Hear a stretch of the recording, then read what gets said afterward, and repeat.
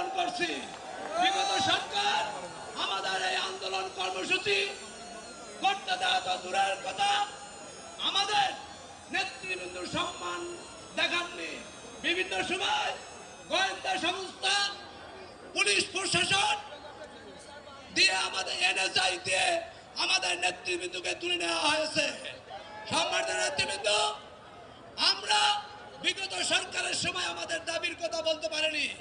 22 সালে এবং 23 সালে দুইটি মহাসমাবেশ ডেকেও বিগত ফ্যাসিস্ট সরকার আমাদের আন্দোলন কর্মসূচি সফল করতে দেননি।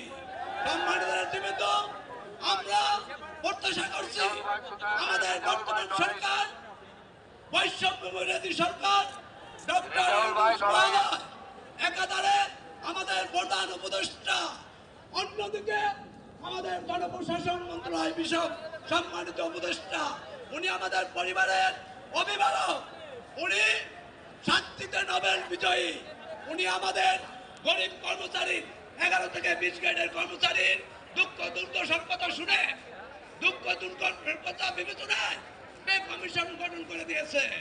সম্মানিত নেতৃবৃন্দ, পে কমিশনের কাছে আমাদের সংগঠনের আহ্বান ছিল, আমাদের লিখিত আবেদন ছিল 30 নভেম্বরের মধ্যে পে স্কেলের সুপারিশ দিতে হবে।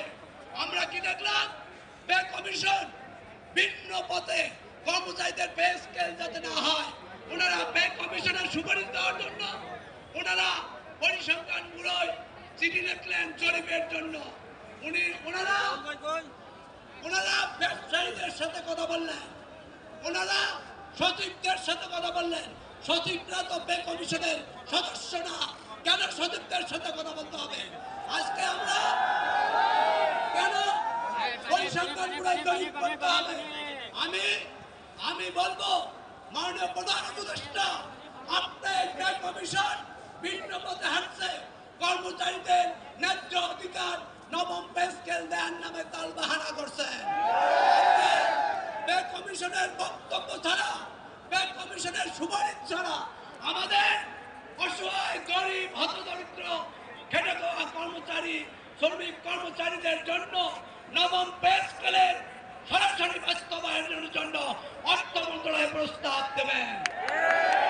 আপনি অর্থ উপদেষ্টাকে বলতে চাই, মাননীয় অর্থ উপদেষ্টা, আপনি আমাদের পে কমিশন গঠনের পরে আপনার সহমর্মিতা ছিল 18 লক্ষ কর্মচারীর জন্য। আপনি কার কথায় কনভার্ট হয়ে এই 18 লক্ষ গরিব দুঃখী কর্মচারীর কথা ভুলে গিয়ে আপনি কার এজেন্ডা বাস্তবায়ন করতে গিয়ে আমাদের কর্মচারীর পে স্কেল নিয়ে বললেন যে এই সরকার ফ্রেম করে দেবে, আপনি পরবর্তী সরকার এটা বাস্তবায়ন করবে। আপনাকে বলতে চাই স্পষ্টভাবে, আপনি বিগত দিনেও বলেছি, আপনি পে স্কেল দিতে না পারলে আপনি আগামী রবিবারই পদত্যাগ করুন। আপনারা ধৈর্য সহকারে আপনারা বক্তব্য রাখবেন, আপনাদের প্রতিনিধিরা বক্তব্য রাখবে, আমাদের নেতৃবৃন্দ বক্তব্য রাখবে, সভা থেকে কর্মসূচি ঘোষণা হবে।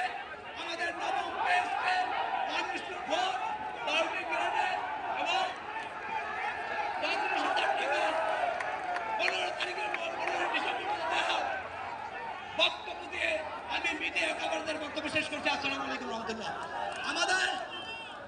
আমাদের সুন্দর অনুষ্ঠান সূচি আছে।